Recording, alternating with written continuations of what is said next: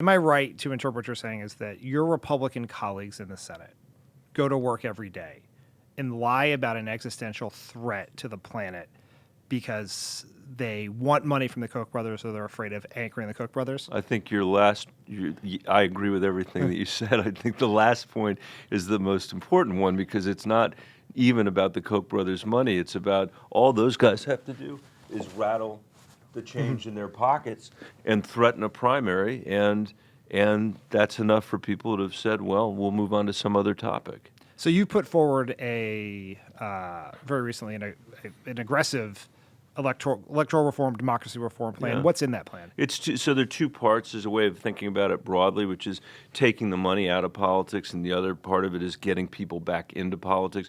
There are reforms in Washington, ending political gerrymandering, dealing with Citizens United, banning members of Congress from becoming lobbyists after they leave Washington, D.C. I've had that bill for 10 years. I noticed last week AOC and Ted Cruz were both saying now it's cool. Now it's cool and everybody loves it and it's all on Twitter. And I don't know if that is a reflection of my failure as a politician, but I believe in it because over half the people that leave the Congress and don't retire become lobbyists in Washington. That sends a terrible signal and the incentives are misaligned. I think this wasn't included in that package, but I'm coming with it later. I also think members of Congress shouldn't get their health care subsidized until we've got universal health care for the American people. It would be amazing how fast that actually happened if we were having to give it up. That's one side.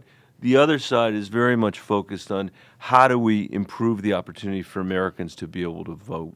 So it's things like same-day registration, automatic registration when people are 18. It's trying to mop up after the Supreme Court's anti-voting opinions like the one I mentioned earlier.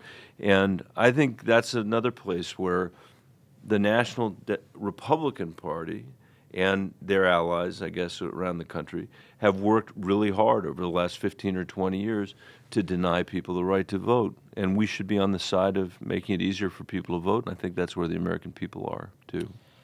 I do think the basic tenet here is that I don't think Donald Trump and Mitch McConnell are for our democracy. I don't think they're for a republic. I think they're for themselves and the interest groups that they're serving.